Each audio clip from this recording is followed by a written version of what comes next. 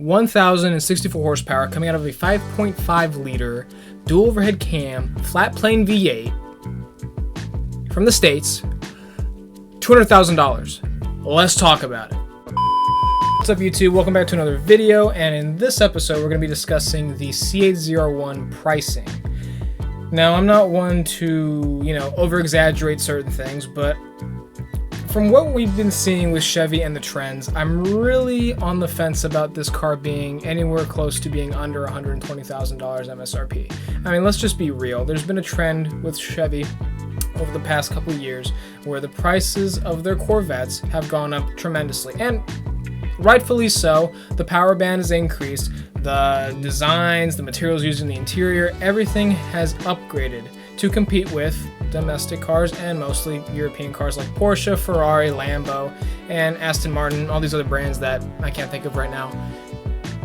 I mean, what are we seeing here? Chevy was supposed to be the discount sports car company, just like the Ford Mustang, Dodge. I mean, even they're overpriced at this point, and this trend seems to be continuing on all levels. So, I don't know. I mean, can you even get on the list for one of these? Let's just be real. The C8 ZR1, and if you went back to the Z06, we know you had to be at least somewhere on the list to be allocated from a dealership to get the car, because they just weren't making a lot of them. The supply wasn't there, but the demand was high, so everything was overpriced. The markups were high all the way to the sky.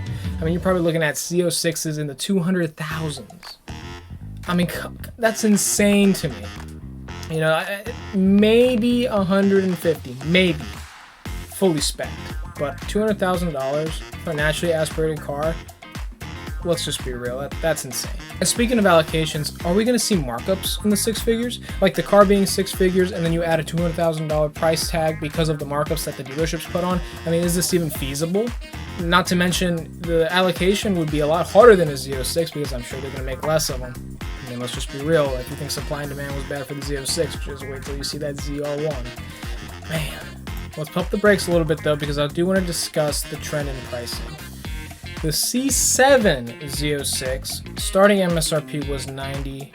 You might see some in the six-figure range if they were 3LZs and they had they were fully decked out, but you wouldn't really see one going over $110,000. For Stingrays, you would see them in the 50s, Grand Sports in the 60s, and then the Z06 ZR1 for the C7 generation, six figures, of course. That was, a rare car.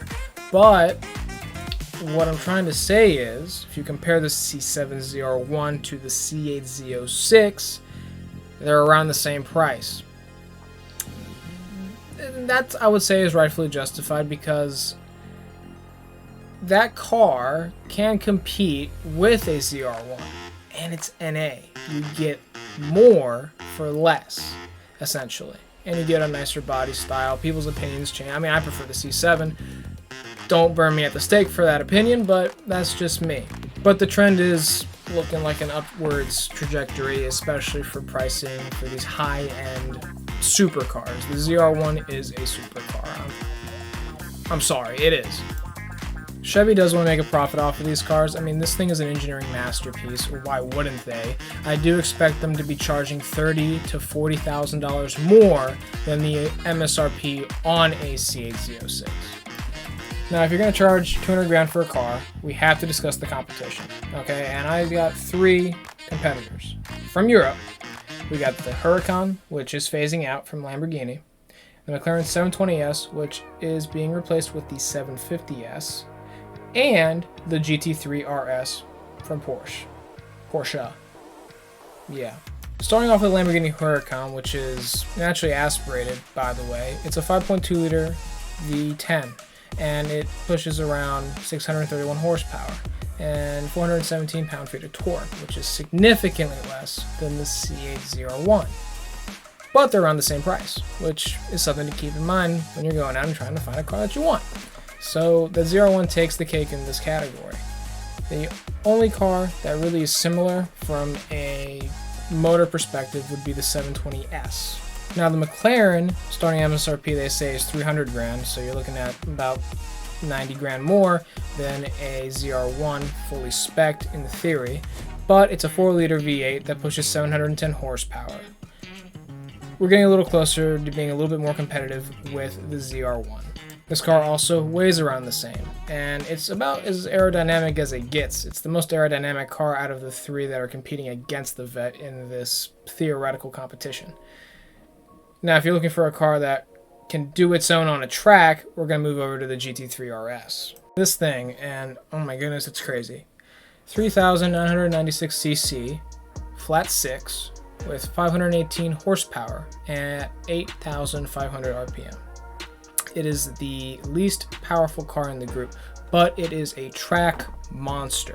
So if we're going to compare this with the ZR1, I think this one, even though being underpowered, has a lot more potential just because of the engineering that went into it.